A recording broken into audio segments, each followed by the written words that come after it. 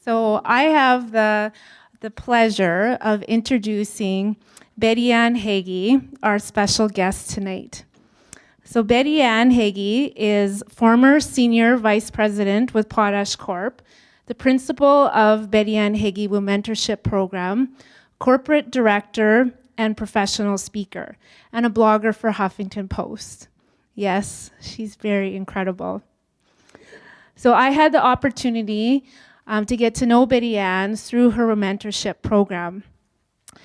And now to connect her with all of you, our clients and friends and colleagues, is just a real thrill. And I'm sure many of you have had that experience when you've met somebody really incredible and you tell your mom and you tell your friends and others, and then for the chance to them to actually meet is just really exciting. So I'm just very excited to bring Betty Ann to all of you. And to top it off, the only other Betty Ann in my life, my mom, is here tonight. And so the two Betty Anns got to meet, which is just really cool. And recently, it was last fall, I was at the National Philanthropy Day luncheon in Saskatoon, and the keynote speaker that day shared a quote. She said, "You can't be what you can't see." And that quote, that thought, has just stayed with me since then, especially as a mother raising two children. And when I think of Betty Ann, she's an inspiration. She's a gifted storyteller, she's a philanthropist, and she's a mentor.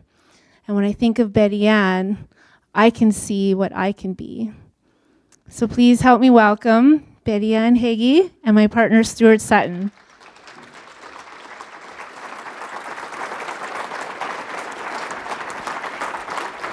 Thank you.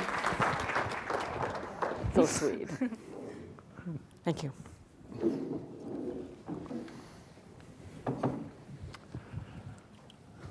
And I'm here to watch the time. She's going to keep us on track. Keep them on track. That's right. Well, we are really excited to have you here, Betty Ann. We've been all kind of on pins and needles waiting for this night to arrive, and it's going to be a lot of fun.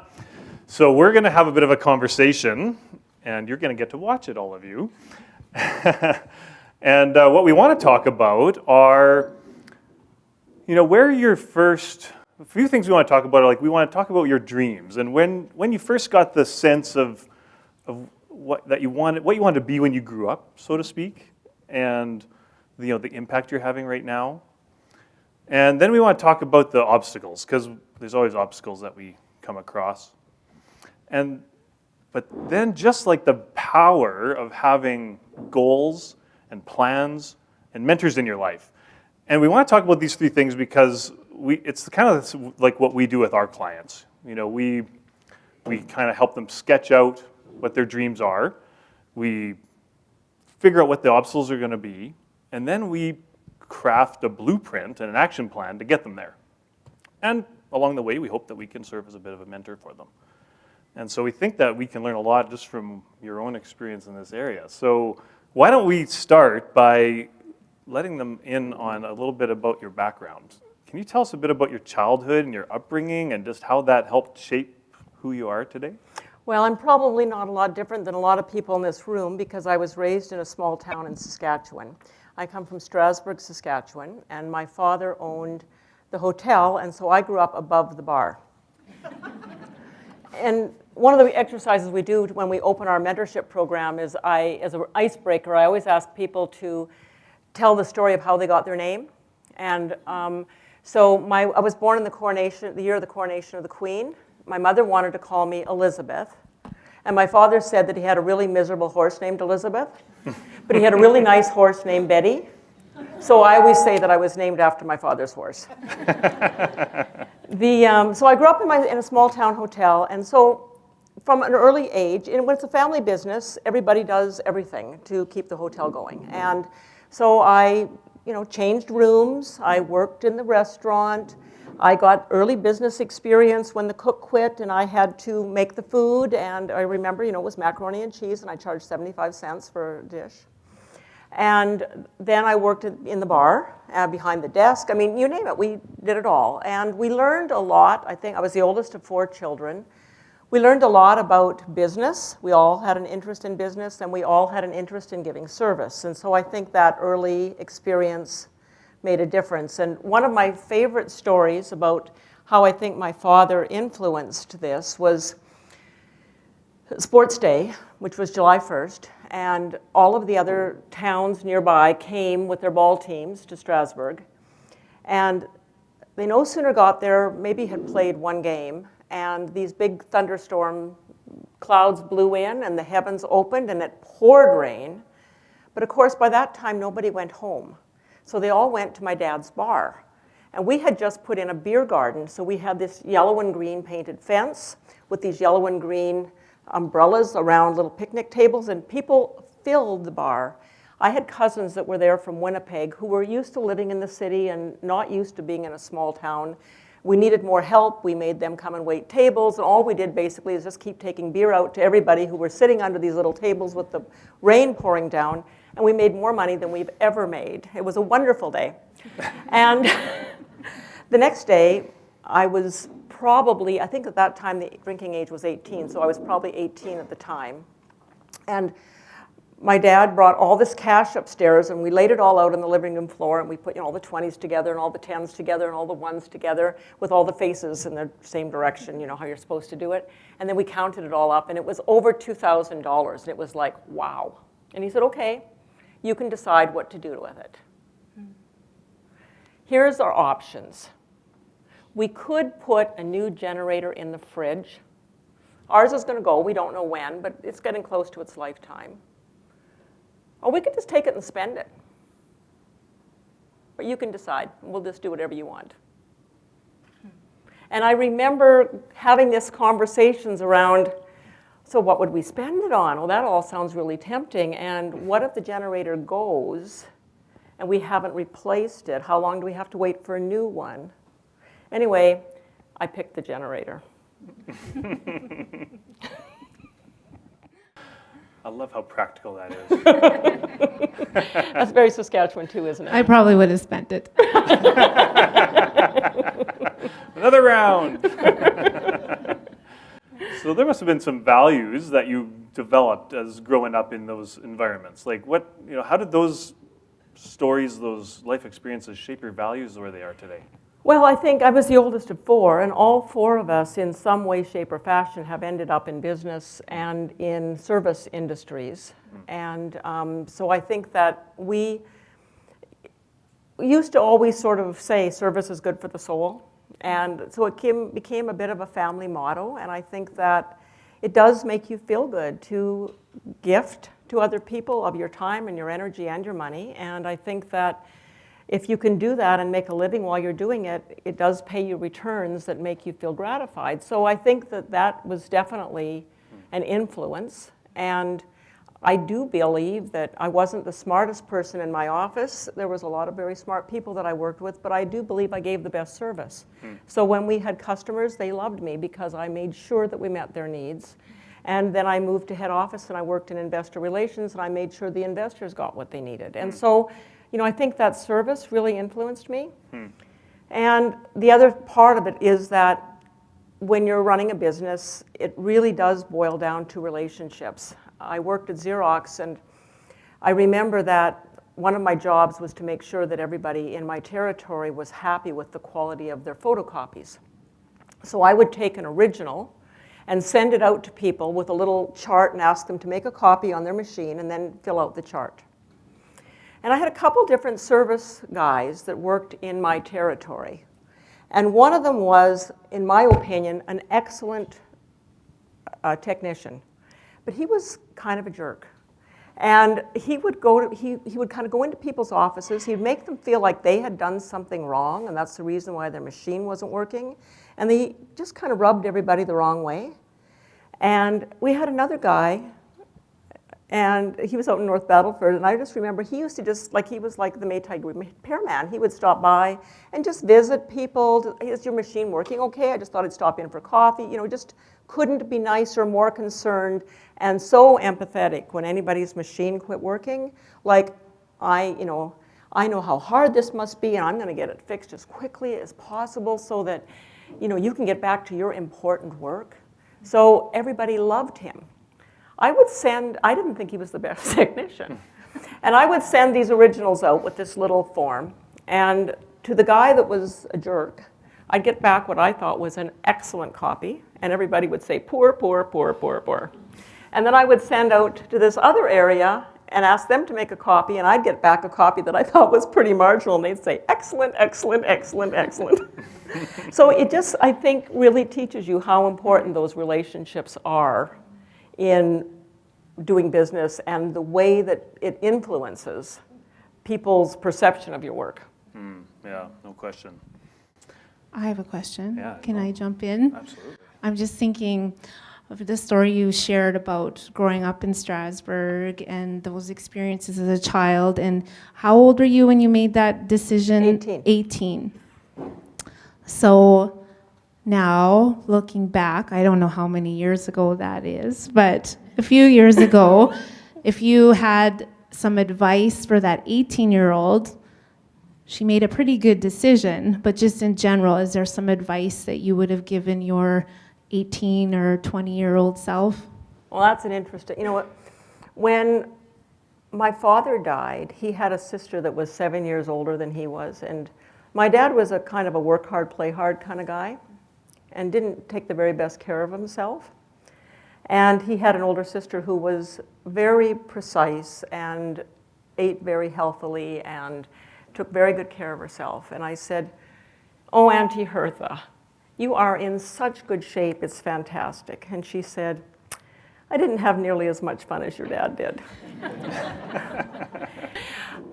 I think I have been prone to work too hard a lot of the time, and so I would probably give myself some advice to say, put it in cruise a little bit. So where did the kernel of interest start in you in philanthropy and mentorship? Because those are things you're super passionate about, and when we talk to people about, be clear about the impact you want to have. Yeah. So when did you first get a sense of those being really important to you and wanting to sketch those out? Well, I was the oldest of 4 children, and when I turned 16, my father said, you got to get your driver's license. And I said, well, I was afraid I'd fail. So I said, well, I think I should practice for a while first. And he said, no, you're going, I made you an appointment for Monday. You're going Monday because you're the oldest of 4. I'm sick of driving all these kids everywhere. You can do it. And so I would get my younger siblings in the car, and because I really loved them and felt a lot of responsibility as the oldest child, I would give them all of my lectures on life. And they hated it. So I wasn't a really good mentor in my initial go-round. When I was working at Potash, I had a department that had positions in it that kind of covered the spectrum, so that, for example, market research, where you had to understand the nitrogen business, the phosphate business, the potash business. So I could have somebody come in there and they could learn all 3 businesses, and then they had they might come in from nitrogen, but they'd have a chance to go out to phosphate because they had learned all 3 aspects of the business. So it became a good mentorship department because I had a number of roles like that in my department. And so I had a lot of really bright young people come into the department, and I enjoyed so much helping them figure out how to navigate the system and be able to offer the best service that they could. And so all of that, I think, when I left Potash and I started going out and speaking places, I started saying to people, it's so important that we have, I know as a woman working in a male-dominated field, that I brought value, that diverse opinion is important. And we need more women in the system. And so I would say, I'd go to these, Saskatoon Club, mostly men were there. They gave me an award for my work, which was very nice of them. And I got up, and in my speech I said, you all have women in your organization. They're having trouble navigating the patriarchal system. They need mentorship. And then they would all phone the next day and say, I have a woman in my office, would you mentor her? And it quickly became apparent to me that I couldn't adopt the world. And so I would say to people, I have a lot of friends that are accomplished women, let me have lunch with the woman in your office and I'll match her with somebody. And then I make jokes that when you're running a free business, it's very easy to grow your business. And so then I got too big. And so I had too many people that were calling wanting a match. So I went to the Edwards School of Business and said, I have a model for a mentorship program, and if you will administer it, I will pay for it. And so that's when I started the mentorship program, which is 10 years ago now, and it's been one of the really gratifying things that it's just wonderful to see women come into the program that are, we all have doubt, like all of us, even if we pretend that we don't. We all tend to judge our insides by other people's outsides. And it's wonderful to see women come into the program and gain confidence and take risks and go out and find their voice and express themselves. And that's really makes me feel like I've done something worthwhile. That's pretty cool. Yeah, that's awesome. Totally. So I'm guessing it wasn't all a cup of tea, a walk in the park. There got to have been some obstacles along the way. What I would love to hear about are the ones that surprised you. Well, I just was talking about one a little bit because, we do have, with obstacles, we do have a lot of time unexpected macro obstacles, such as, a tsunami hits or the stock market drops a whole lot. Those kinds of things are things that we don't have control over. Then we have sort of the more micro obstacles, which are things that we do have control over and sometimes don't manage as well as we could have, such as what we eat and how much we weigh. I know that from a personal standpoint. Or our level of debt, or even just our basic skill level. And then we have what I call the unknown obstacle, which is the voice in your head. And Arianna Huffington calls this the obnoxious roommate in your head. And we all have that where we just think, I'm not good enough, I'm not smart enough, I don't deserve this. And we all have to deal with how are we going to handle that, because when we take a risk, things don't always turn out how we want them to. And we have two choices. We can wallow in self-pity and say, I'm stupid, why did I think I deserved this in the first place? And if I hadn't done this and this and this and this, I wouldn't, and if I was smarter, I wouldn't have done that. And and I call it, if you watch football, it's like piling on. And it just keeps getting worse and worse. Or the other thing that you can do is say, okay, everybody makes mistakes. What did I learn from what happened in both, in the way that I deal with others in the external world, and what mistakes did I make that I'm going to change next time? And if I look at what those external factors were, I'm not going to do something when I think the stock market is at its height. I'm not going to buy that day. And I'm going to watch for that external factor, and I'm going to also not going to do more due diligence myself before I jump in. So I've got two factors, my own internal reaction, and I've got the external judgment, and I'm going to learn from that, and next time I've got a much better chance of being successful. Well, that's how we grow. And really, life is about growth. And that is my whole thing about mentorship too, is that mentorship is about growth. And for any of us to have a mentor, we just have to be willing to say, I'm open to growth. I am willing to move on from where I am right now and try something different. And a mentor is going to encourage me to do that. So we can find mentorship in anybody.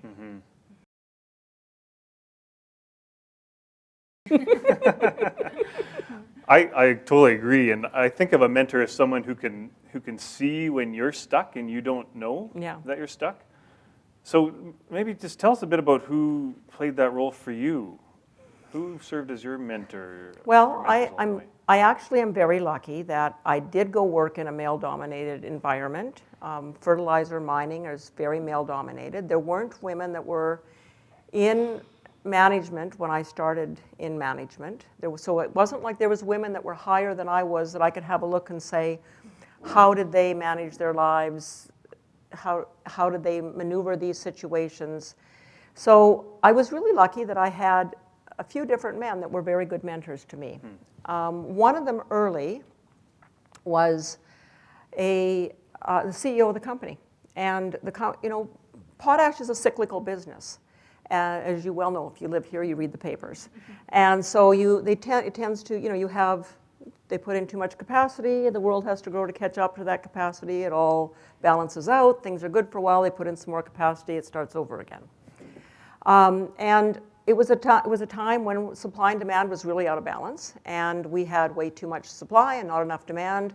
And we had a sales meeting, and the guy that was the CEO, I was on my way into dinner, and he tapped me on the shoulder and said, and I was young at this point, I was early in my career, and he said, I want to talk to you for a minute.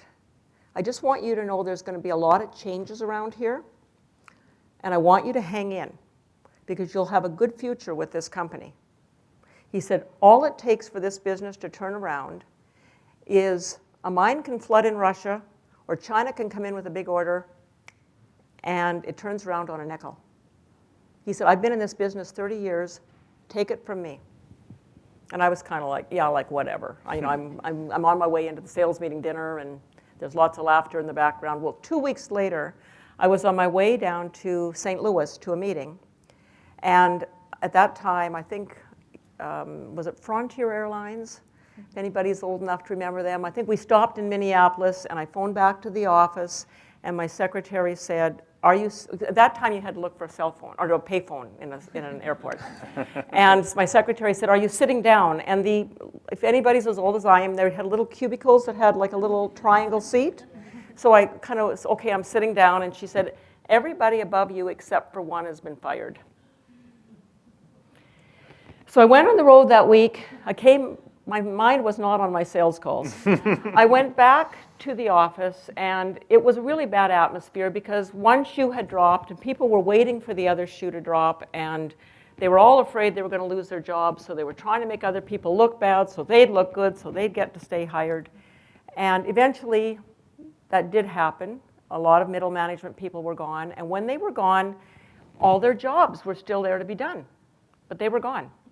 So I was in sales. I looked around and sort of said, okay, we made a commitment to a customer for this. We have to do this. We made a commitment to a customer for this. We have to do this. And so I kind of gathered up a bunch of stuff. And it wasn't an easy place to work. I was doing a lot more jobs than was in my job description. And our salaries were frozen. Our budgets were frozen. We were being asked to do a lot more with less.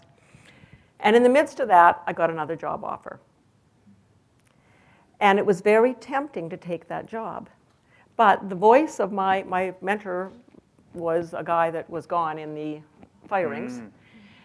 His voice came back to me and said, it's going to be, it's going to turn around on a nickel, and, and you'll have a good career here.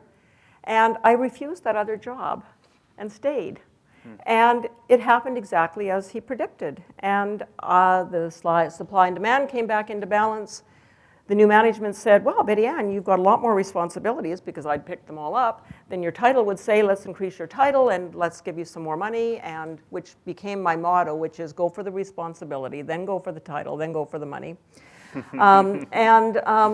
So he was an early mentor, and if it hadn't been for him passing that along, I would never have had the career at the other job that I had by staying where I was. And if he hadn't given me his ability to see over that horizon, which I couldn't see because I'd never driven that road before, I would have probably left, and it wouldn't have been as good. I wouldn't be having a mentorship program. Wow.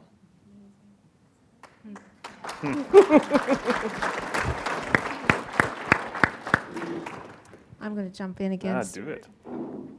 Can you hear me? Yes. That's a fantastic story. And was he a formal mentor, or was No. it just, no, it wasn't. No, I didn't. And so it was that- just he took a shining to you and I think he went just- out of his way to Yeah. give you that advice, and you listened, you paid attention. When I describe mentorship, I always say that there's the informal mentor who it could just be somebody that you never even learn their name. You sit beside them on an airplane, you tell them a problem you've got, they share something that gives you a paradigm shift, you look at things differently, you've grown. You leave the airplane and that person, you don't even know who they are, and they have served a role of being what I call a drive-by mentor. At the other end of the spectrum is the formal program like we have at the Edwards School of Business, where there are guidelines as to how often you meet and for how long. And in between are people that you just form a relationship with, and you could turn to them for advice. And one of the jokes that I make with the women in the program is that women are so diligent. You know, men are very good at just asking for advice from somebody else and getting it and kind of carrying on and not worrying about it, whereas women think they should do things right. So women will go to somebody and say, will you be my mentor? And I always say that's like walking up to somebody and saying, will you be my boyfriend? You know, you don't do that. What you do is you go for coffee with somebody and see if there's some chemistry, and you ask their opinion, and if you like their opinion, you maybe go for coffee again. And that's how you gather people that you turn to for mentorship in this whole area in the middle. Again, sorry, Stuart. No, you go. Now I have the mic. Awesome. I was giving Jay a hard time. Hello? No, it works. I just wanted to ask a question on success, because that is a big word, and all of us have our own definition of success, authentic success. And is there somebody that you think of when you hear that word success, and why? What makes you think of that person? You know, success, there are the successes that we have on a daily basis where we perform well, we want to put out an annual report, and we put it out and we win a national award. That's success, that feels gratifying. But the real successes really are the ones that when our soul grows. And I always admire leaders who have done something where they have brought diverse groups of people together and help them get along and create something better. And I've always admired when I've read about Nelson Mandela from South Africa and how he was black in jail for 26 years, but really spent time understanding the Dutch who had settled there. And instead of hating them for putting him in jail, he said, I know that my people have been in Africa, in South Africa, for generations, and the Dutch have only been here for 500 years, but for 500 years, that's a lot of generations. And you think it's your home here too. And so they feel like it's their home, and we feel like it's our home, and we have to get along, because they're going to stay. And when he left, some of the people that were his jailers, he put in cabinet positions in his government. And they had a bloodless revolution where they actually moved to a democracy without any bloodshed, which I think is very admirable, and I really admire that. And I don't know what kind of a person he was other than that, but I admire those leadership characteristics. Yeah, massive. That's cool. So if you think about the impact you're having, what do you want your peers, people you know, people that you respect, what do you want them to say about you? That's there was a book that came out in about 1985 called The 7 Habits of Highly Effective People by Stephen Covey, if anybody ever read that. And one of the exercises he had in that book was, imagine that you're at your own funeral, and what are the people going to say that you worked with? What are the people going to say that from your community? And what are your family members going to say about you? I'm not sure that they're all going to say everything I'd like them to say.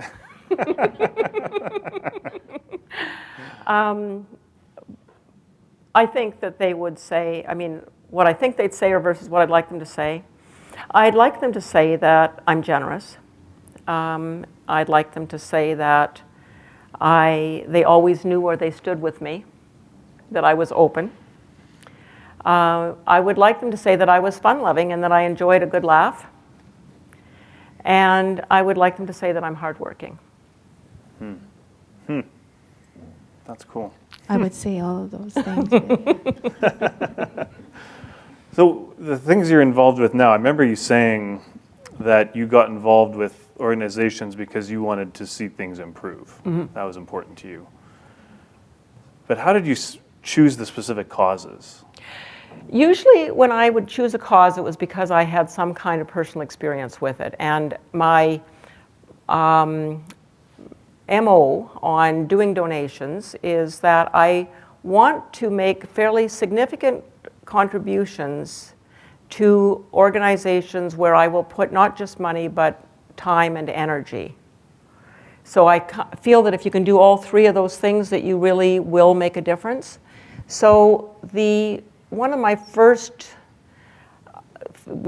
areas was integrative medicine at the university.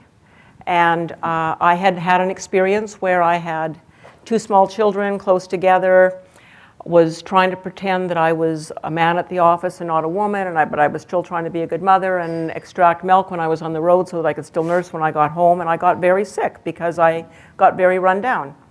And I got mono. And the doctor said it would take 3 weeks to 3 months, and after 3 months I was still sick.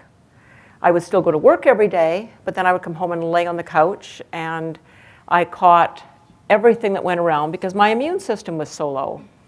And the doctor kept sending me to the lab with all the boxes checked on the little pink slip, and everything kept coming back negative.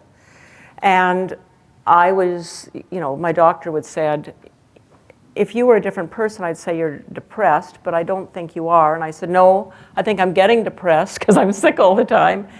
And finally, she sent me to the university. This was after 2 years of me being sick like this. She sent me to the university, to the infectious disease department, and they diagnosed me with Epstein-Barr syndrome, which was the first diagnosis in Saskatchewan.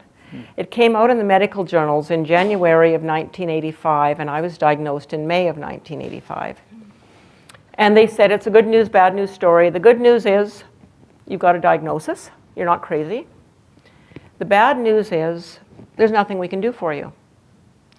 So I decided that if there was nothing that medicine could do for me, there must be something I could do for myself. This is before the internet, 1985.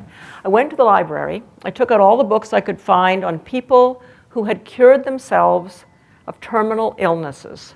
And I looked for a common thread. And what I found is that they had meditated and visualized themselves healthy. So then I thought, okay, I need to learn to meditate. So I went back to the library, and at that point, you can imagine there weren't many books on meditation. It's become popular now, but it was fairly unknown then. And I taught myself how to meditate from books. And twice a day, I would meditate and visualize myself healthy. And I had almost immediate results. Within about 3 weeks, I found that I could accept a social engagement without getting sick, which was phenomenal for me. And after maybe 3 months, if somebody in the office got sick, I didn't get it. So that's how much it improved my immune system. So that was 1985, and I have now meditated every day since. And I do believe that it helps calm me, and that it's just a way of stepping outside of our regular world, which can get so frenetic. And so as a result, when the university was doing a big fundraising campaign, I said, I would like to make a donation to integrative medicine. And integrative medicine was not big at the university then. This was quite a few years ago now. It would have been about maybe 2000. Maybe it was probably 18 years ago. And they had a small integrative department at the College of Medicine, And I got together with him and I said, my theory is that I want my regular physicians who I think are very good at fixing a broken bone.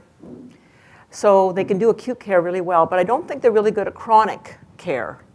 And they don't know what to do with me when they can't give me a pill. And so I want them to understand that there are other things that you can do for chronic illness, and one of them is meditation. But I also don't think, and if there's any doctors in the room, I apologize, I'm not disparaging doctors. I don't think that doctors really think anybody else has a good opinion except another doctor. So I said, I'll give money every year for you to have a lectureship to bring in doctors who are using integrative techniques in their practice and give a lecture on it so that other doctors will think, oh, if he's doing that or she's doing that, it must be something I could consider in my practice as well. So we've been having those lectures now at the University of Saskatchewan for about 15 years. And it's been fantastic. During that time, the university has, I've had nothing to do with this except that maybe I planted the seed that they became more interested in integrative. But we have one of the biggest integrative medical departments now, I think in Canada. People come here to go to our medical college because we have good integrative medicine. And it's becoming mainstream. Like doctors now really, it's the biggest attended, the Betty Ann and Wade Heggie lectureship at the university every year at the medical college is the biggest attended lecture that they have. And it's because regular doctors are really interested in that now. And I think it's really fantastic. And so it became something that I did initially that I was interested in because of my own experience. And I feel like I planted a seed and it's grown, and that's gratifying. Absolutely. Yeah. That's really neat. Yeah. Yeah, I'll do that. So. Well, I think people are starting to look at the dessert table or something. No. But I do have one more for you, Betty Ann. Okay. And you've mentioned a few firsts. The first woman with whatever it was, that syndrome thing. I saw somewhere that you were the first rep for a beer company, Yes. first female rep for a beer company in Saskatchewan. When Yes. Saskatchewan was that? Yeah. In Canada, actually. Canada. Yeah, there you go. Yeah. First woman in a sales meeting. Oh, yeah. Potash Corp. So I'm just curious, what other firsts are you dreaming of right now? Is there anything that you're dreaming about today for down the road? Well, one of my big interests is film.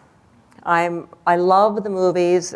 In Strasbourg, Saskatchewan, we had a movie theater where every Friday and every Saturday night we got a movie, and it was always 2 years older than the movie that was in Regina. It took 2 years, 60 miles away to get from Regina to Strasbourg. But I just remember every week going to see what was coming up on those posters. I loved film.